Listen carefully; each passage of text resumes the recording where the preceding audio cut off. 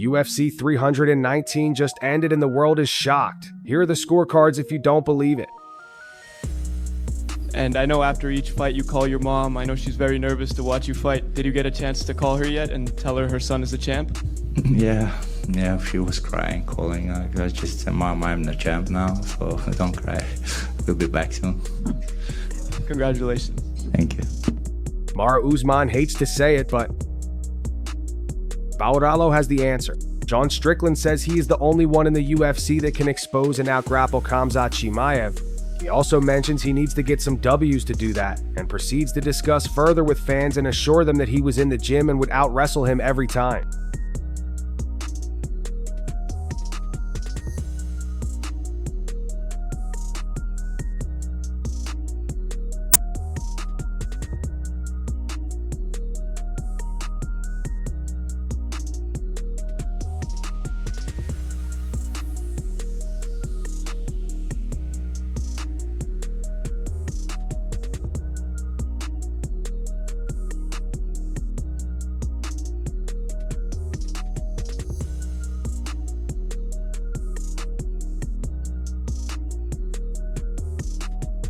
What's his name shoutouts Dricus and said it would be easy. McGregor celebrates the new champ. Bo Nickel wants to lock in. Michael Bisping amazed by the total domination. Jack Hermanson hypes up RDR as the best matchup for Chimaev. Cyborg bored out of her mind. Ariel Helwani believes that the Khamzat ERA has begun officially. DDP is not a quitter.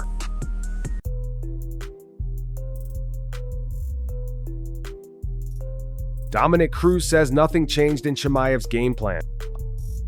Ayman Zahabi praises Chimaev as the most dominant champ ever. Paulo Costa bored out of his mind with Khamzat's performance. He's also glad he is Gorumet. Derek Bronson thinks Chimaev should be cut. Triple C thinks DDP's heart was not enough for the Wolf, as he is on another level. What do you guys think about the fight? Let's find out in the comments. Was the fight really boring? Was it a 25-minute hugfest? Was this the only way that someone could dethrone Dricus Du Plessis from a long-lasting championship reign? Will Khamzat ever be stopped until retirement, and if so, who can do it? Will he become triple champ as stated, going for Magomed Ankalaev and Islam Makhachev? Let's find out. You've got DDP and Khamzat Chimaev. Who emerges from that? But DDP, man, he is something else, bro.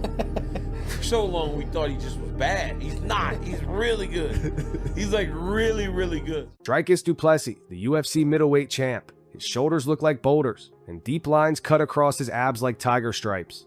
For a second you wonder if someone drew him with a comic book filter, but nope, it is real muscle earned through thousands of squats and sprints. Within minutes, fans across the world hammer the comment button.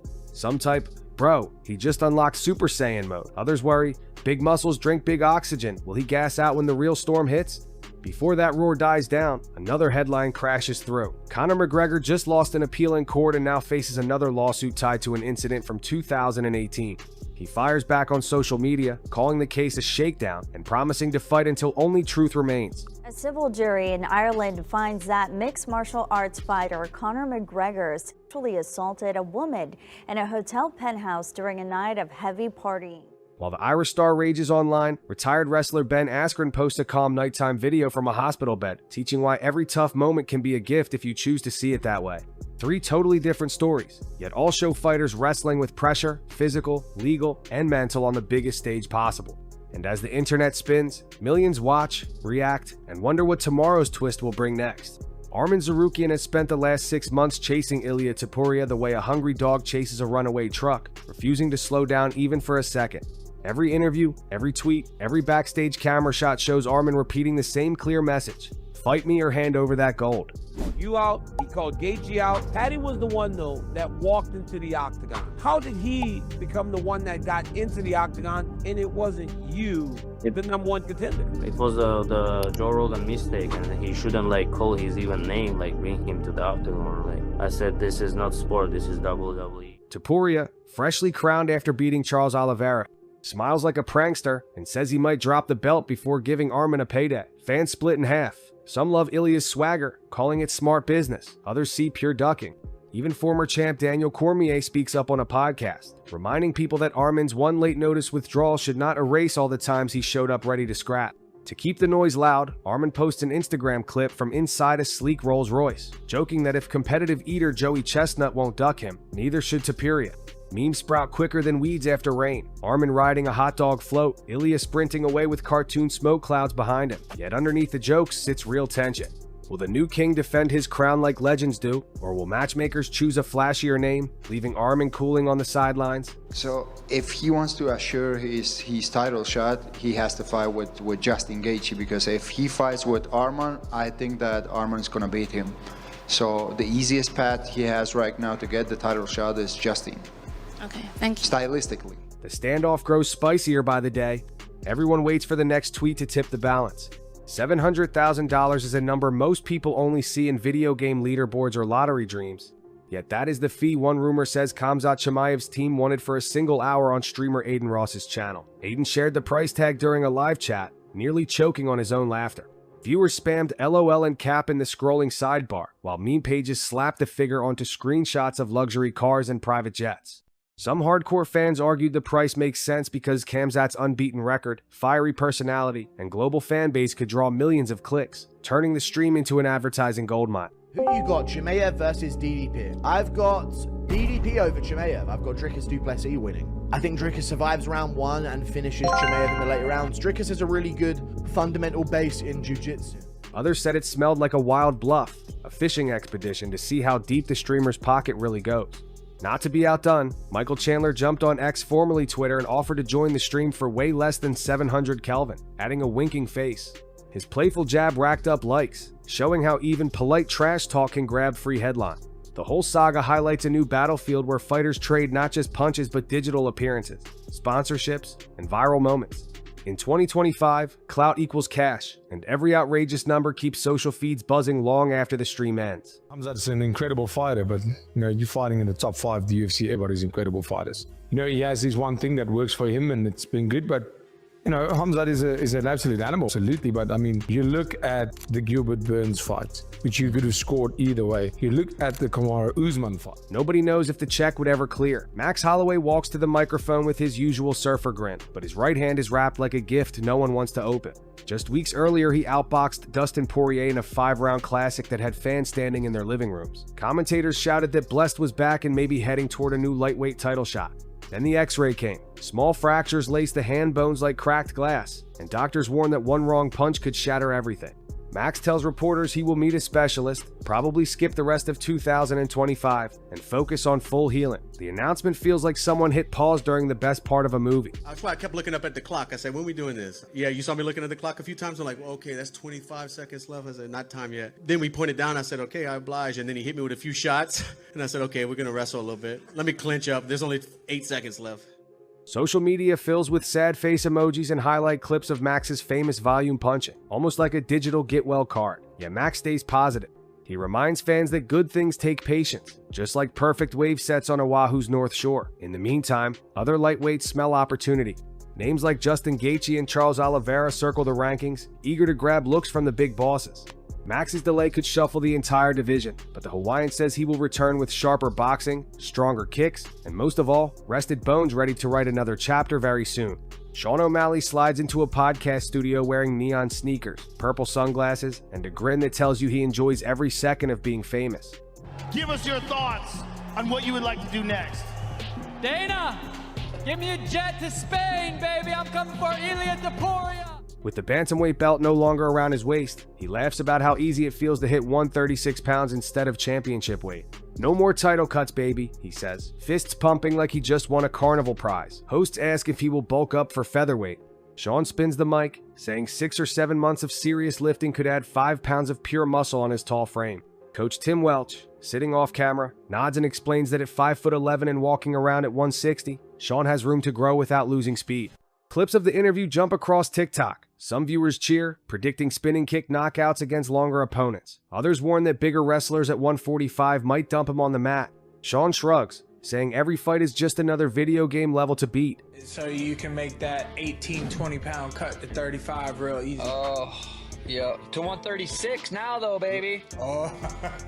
Yes, sir. No more champ, but we got them 3-round banger. Yee! Yeah. Yeah, I'm that's talking about. good. I'm 5 round. He cares more about excitement than rankings, and money fights top every wish list. Whether he stays at bantamweight or ventures upward, the rainbow-haired striker promises 2 things: colorful entrances and finishes that leave judges unemployed. Fans buckle up, certain his next walkout will break the internet again.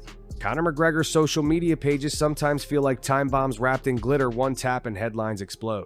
The newest blast comes after an Irish court denies his appeal in a civil case linked to a 2018 nightclub incident. Within minutes, Conor posts a string of voice notes and giant text blocks, calling the verdict madness and vowing to keep swinging in court just like he swings inside the cage. Reporters dig up fresh documents, noting that the plaintiff is now suing former neighbors for changing their sworn stories. Podcast panels debate whether Conor's refusal to settle is bravery, stubbornness, or simply brand management. Meanwhile, the fighter uploads training clips, shadow boxing on a yacht deck, kicking heavy bags under neon lights, and importantly, a screenshot showing he has re-entered the USADA testing pool. Supporters flood comments with clover emojis and GOAT hashtags. Critics reply with clown faces. For every legal setback, McGregor counters with a promise of knockout returns, keeping both camps glued to their feeds. The saga underlines how modern athletes juggle multiple arenas, courtrooms, cages, and social networks. Conor's final message of the week: truth will win. See you soon. Whether that means in front of a judge or under UFC lights remains the great question for curious fans. While superstar stories hog headlines, the UFC schedule keeps ticking like a factory clock, stamping out fresh matchups for hungry fighters. Over in Shanghai, featherweights Yi Jia and Weston Wilson signed bout agreements for the 23rd of August. Each man holds a mixed record, 3 wins and 2 losses in the last 5, so this clash could act as a ladder or trapdoor. Keenan Song falls off the card, replaced by local welterweight Tai Norai, who rides a 5-fight win streak and dreams of debut fireworks before his home crowd.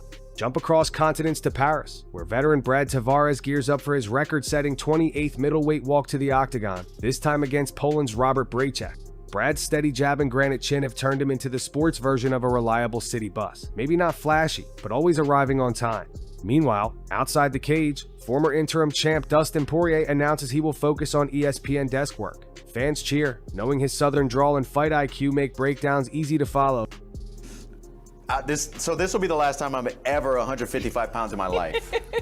I can promise you that. Hidden in the fine print of all these notes sits one more nugget. Official trackers list exactly 1 USADA sample from Conor McGregor this year, proving paperwork matches his social media claims. Little by little, the season's chessboard takes shape, and every update shifts someone's future. Fans keep score like eager statistician. Ben Askren appears on screen propped up by pillows, hospital gown patterned with tiny blue bears that make viewers smile before he even speaks. His face carries a few fresh wrinkles, but his eyes sparkle the same way they did when he first won Olympic team trials years ago. He explains that doctors replaced part of his hip, so wrestling, jogging, and even tying shoes hurt for now. Friends worry he feels trapped by restrictions. Ben shakes his head. "I'm grateful," he says, voice warm like morning Sunday. The other choice was not being here. He tells young athletes to flip their words from "I have to" into "I get to." Have to train becomes get to improve. Have to study becomes get to learn secrets others will never know. He calls this mindset a superpower, stronger than biceps or abs because no surgery can remove it. Comments flood in. Teens promise to stop complaining about math homework. Weekend warriors vow to enjoy early gym sessions. Even rival fighters share the clip, saying perspective keeps them balanced when fame feels heavy. Ben ends by flexing a thin biceps, laughing that it will return bigger soon, and reminds everyone to be grateful for the chance, not just the win each day. The spark for today's frenzy, the picture of Dricus Du Plessis standing shirtless in bright gym light, keeps setting comment sections on fire like fresh lava. His chest looks armored, and an 8-pack cuts across his stomach like a waffle iron. Some fans zoom in and measure imaginary body fat percentages, declaring he must be under 8%. Others post side-by-side shots from his earlier camps, pointing out thicker delts and sharper obliques. One bravely jokes that Dricus stole Captain America's serum, yet critics raise eyebrows, arguing that rapid body change can rob a fighter's gas tank. Hey, I'm gonna smash that guy and knock him out 1 minute, guys. I promise you. They remind everyone of bouts where hulking muscles flooded with lactic acid by round 2. Strategy geeks note Dricus' wide hips might prevent Khamzat Chimaev from locking a tight body lock, while wrestling purists counter that leverage beats size. Amid all this chatter, Dricus uploads a short video, crisp 1-2 combinations, explosive sprawls, then a wink at the camera. The clip racks more likes than some main card promos. Meanwhile, Khamzat answers with his own training montage full of chain wrestling and hill sprints, as if to say, big muscles, small problem. Countdown clocks appear on screensavers, and fantasy bettors argue in group chats until batteries die. The stage is set, hearts race, and nobody wants to blink until fight night. Take a step back, and the week feels like a living comic strip. Panels packed with flexing champs, courtroom plot twists, giant price tags, and life lesson monologues. Each headline flashes for a moment, then passes the torch to the next, creating an endless relay that keeps fight fans glued to screens at breakfast, lunch, and midnight. Dricus' shredded photo plants seeds of doubt in Khamzat's camp. McGregor's lawsuit keeps lawyers busy while also stoking hype for a possible comeback. Sarukian's memes pressure Topuria. And on a quieter frequency, Ben Askren teaches everyone to turn problems into power. These stories may seem separate, yet they all share one core theme. How you handle heat defines you more than the heat itself. Fighters lift heavier, heal longer, argue louder, or reflect deeper, all just different ways of saying, I'm still in the game. So, as notifications buzz and new angles appear, choose the parts that inspire you. Maybe it's Max Holloway's patience, Sean O'Malley's daring, or Dustin Poirier's smooth shift into commentary.